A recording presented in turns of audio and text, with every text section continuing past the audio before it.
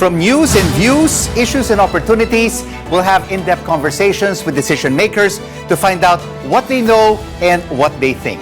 I'm Rico Hizon, inviting you to join this Women's Month episode of The Exchange because your business is our business. Intelligent, passionate, driven, and caring. Some of the qualities of Filipino women making a difference in politics and business. Persistent in pursuing their roles with passion and excellence to make the world a better place.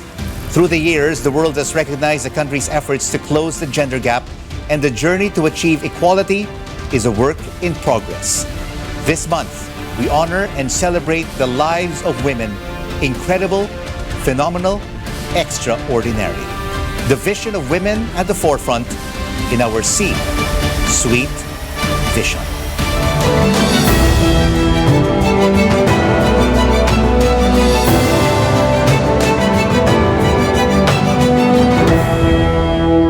The country has made great strides in women participation in politics and governance. In a male-dominated leadership, the nation has elected 2 lady presidents, 2 vice presidents, and witnessed the Supreme Court under 2 female chief justices. Let's now have an exchange with former Bureau of Internal Revenue Commissioner Kim Henares on women playing a key role in public service. Kim, thank you so much for joining us. We are seeing Filipinas in positions of power. In your view, are women still underrepresented in top government positions? Personally, I don't think so.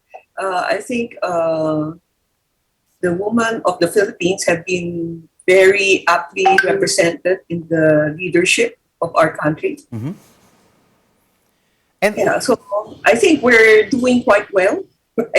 Yeah, we're doing quite well, Kim. But in this present Duterte administration, we're only seeing 2 women cabinet secretaries for education and for tourism. Should there be more in the next administration and in the other administrations to come, more women representation?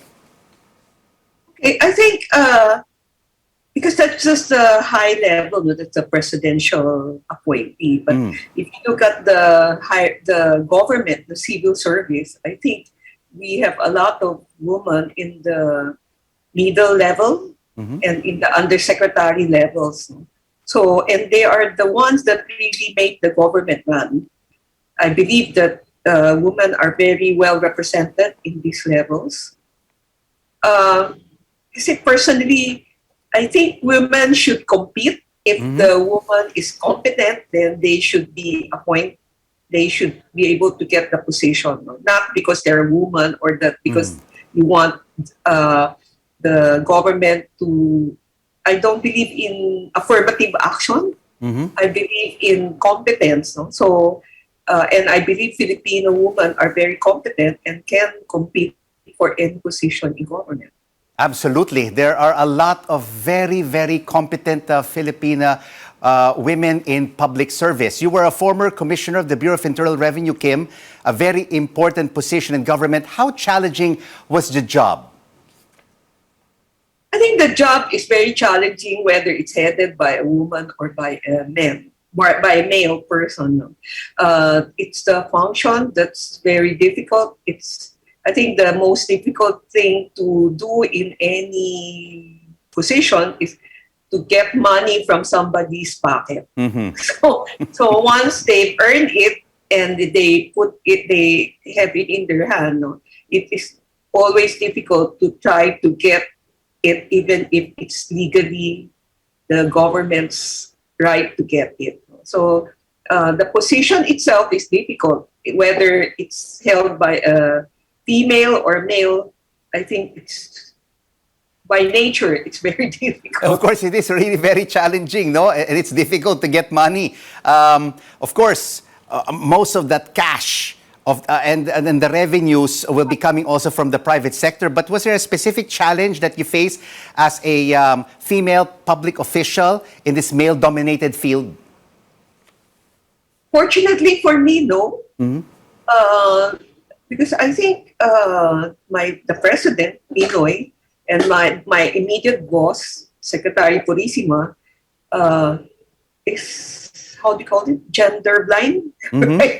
So for as long as I do my job, they gave me an objective to achieve, and for as long as I do it properly and in accordance with law and accord with the very objective way of implementing it, they just let me do it. And during your term, Kim, what did you do to increase gender equality in the Bureau? Well, I think in the Bureau, if you will really look at the BIR, there's really no gender problem because most of my deputy commissioner are ladies. A lot of a lot of our regional director and RTOs are also ladies. So I think we're even represented. Our population is 50-50, right? 50% male, 50% female. I think in the Bureau, the female represents more. We have more women than male in the Bureau, especially in the position that holds power or supervises a lot of people.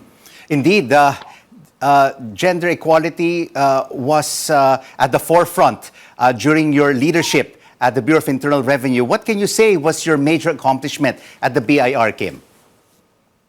Well, our major accomplishment is that we were able to bring back what our real function is, which is to implement the tax code and to implement it strictly, and we allow people to, so there's really no discretion. So what the law says is what we implement. And we brought back professionalism in the sense that you are promoted and you are moved in accordance with set KPIs. In your view, Kim, what can the next administration do to continue empowering women and in public service? Well, I think the next administration should move back to implementate. I'm talking about the executive department because we have legislative, we have judiciary. The next administration, or any administration for that fact, should implement the rule of law and consistently apply the rule of law. Then it will enhance everyone's ability to move up in their economic strata and enhance the ability of people to engage in business and to do planning. No? Because I think in business, the thing that you don't like is you don't have any rule. If you have a rule, no matter how difficult it is, as long as it is set, people know how to input it into their costs, no? Into how they do business. Thank you so much for this Women in Public Service Exchange, former BIR Chief Kim Henares. 9 billion pesos will be added to the economy each week now that Metro Manila and 38 other areas are under the lowest alert level. According to the National Economic and Development Authority, the country lost nearly 4 trillion pesos from the health crisis. With only a few months left in President Duterte's term, the planning agency lays down its proposed 10-point policy to accelerate and sustain economic recovery in 2022 and beyond, which you can see right now on your screens.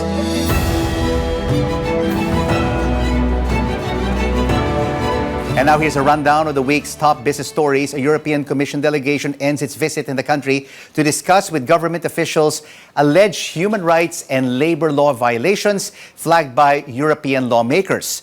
The legislators threatened to withdraw the country's trade privileges if these issues are not addressed. President Duterte approves a 2.5 billion peso subsidy for the transportation sector and a 500 million peso fuel discount for farmers and fisherfolk in the midst of soaring fuel prices. And the country's budget deficit hit a record high last year as government spending outpaced revenue collection. And when we come back right here on The Exchange, where your business is our business, we talk to women in the lead, keeping local governments in shape. Santa Rosa, Laguna Mayor Arlene Arcillas and San Manuel, Tarlac Mayor Doña Tesoro. And this organization is built by women at work to bring gender equality to businesses. We speak to the chairperson of the Philippine Women's Economic Network, right here on CNN Philippines. News you can use, news you can trust.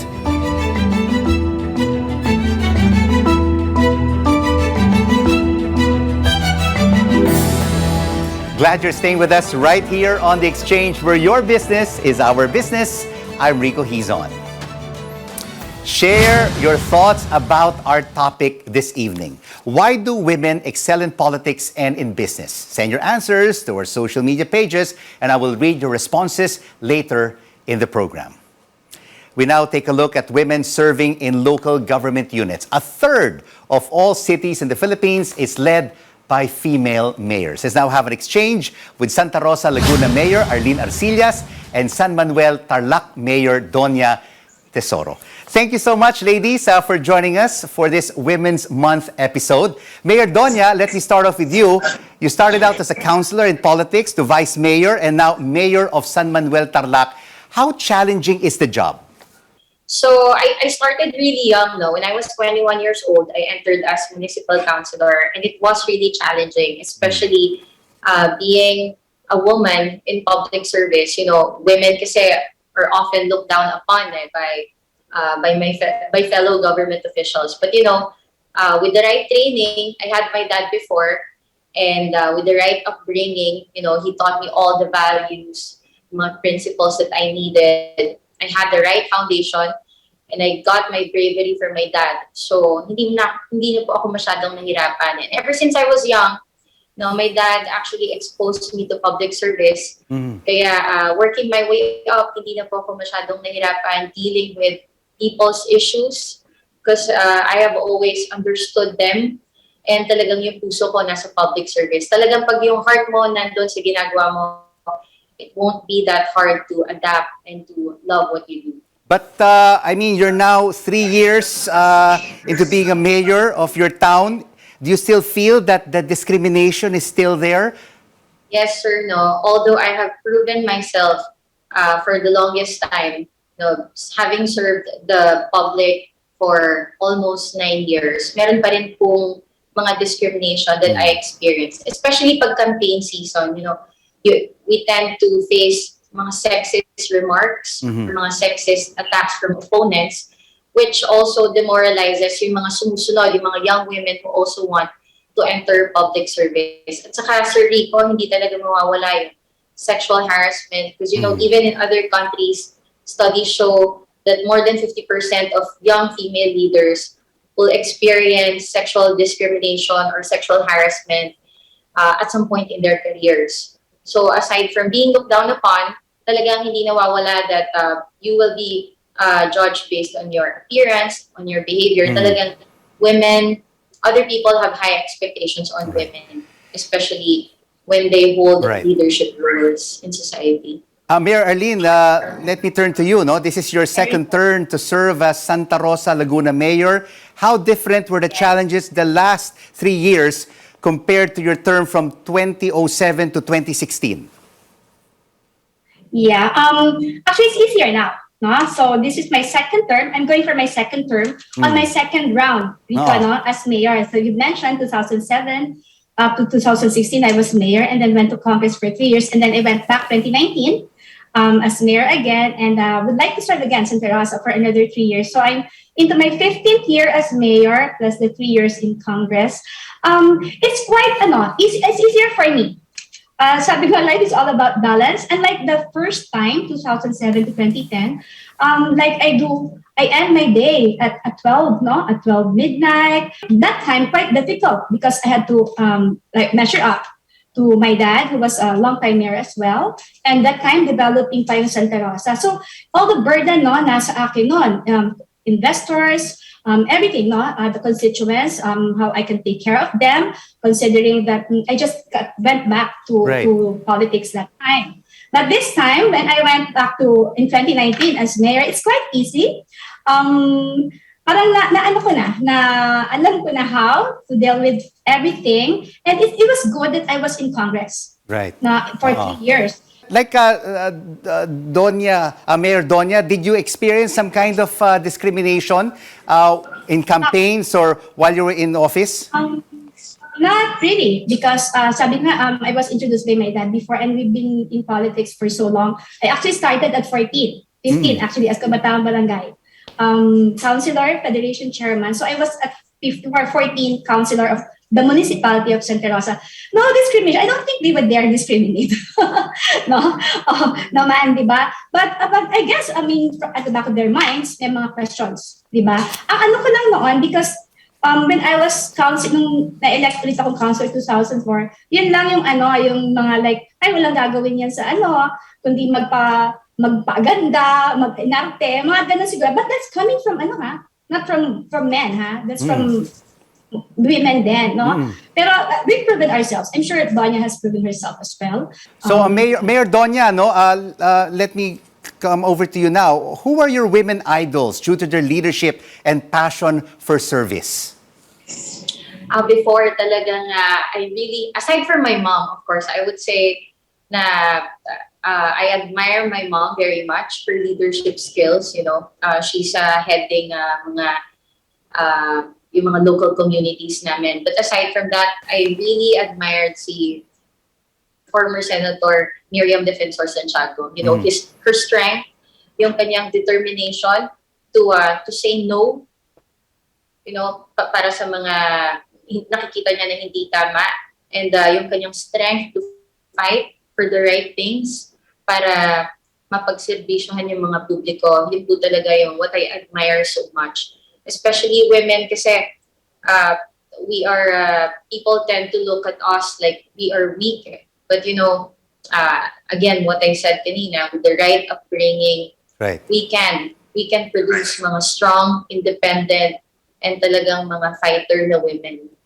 And Mayor Arlene, which women are your role models in politics and in public service? Those that you look up to? Iba, no? Marami. But of course, former President GMA, she's one person na kasi I've worked with her, no? All throughout my mayorship, she was also for a time the president. She's the one person na nakita ko na, I mean, yung memory, ang galing ng memory talaga. Like when we do in a program, pag nagpo-program kami, here, local, kilala niya pag nilalapit sa kanya, ganon, di ba? And she's a very good economic manager as well, which is very important in Santa Rosa. Yes. No, so we work together. So, and all the others naman, they're all our friends, no? And each naman, leader has their own good points na pwede namin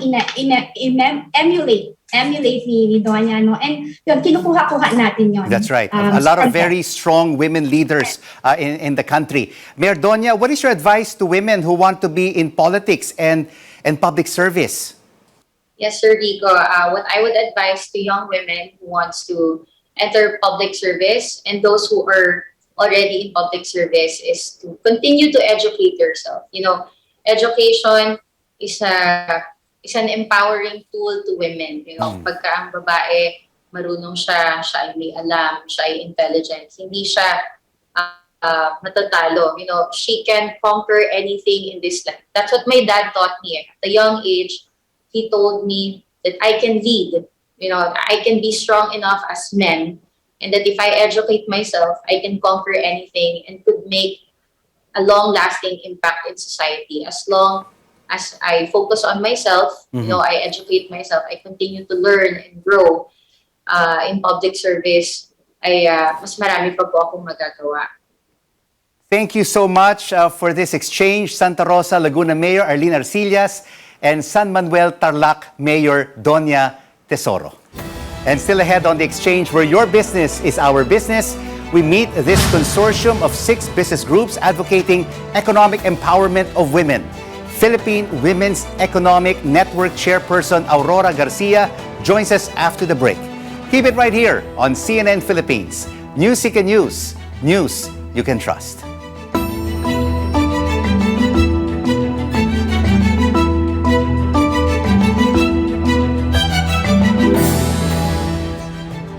Welcome back to the exchange, where your business is our business. I'm Rico Hizon. We asked, why do women excel in politics and in business? And here are your answers. G. Pedrosa says, women are intelligent, kind, and are capable of delivering the same results as men, if not better. For candid Eileen, women are focused, strong-willed, and not easily corrupted. She says women lead with love, compassion, and empathy. And for Agape Joy Caro, women are not just all talk.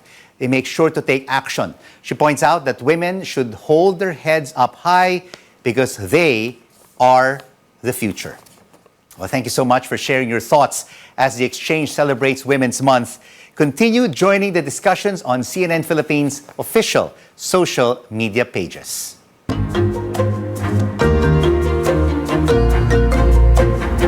When more women work, economies grow. Those words coming from the United Nations. But women's economic empowerment took a step back because of the COVID-19 pandemic and the inequalities surrounding it, such as violence and unpaid care work. Philippine Women's Economic Network Chairperson Aurora Boots Garcia joins us now for more perspective on this issue. Boots, thank you so much for joining us. What issues did women in business face over the last 2 years that needs to be addressed?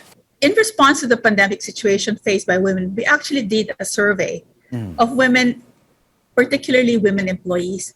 And obviously, the most obvious impact of COVID has really been the fact that aside from them working from home, to respond to their professional responsibilities, they also have to work at home, to take care of the domestic chores, take care of children, guide them through school, even take care of their parents or elderly in their homes.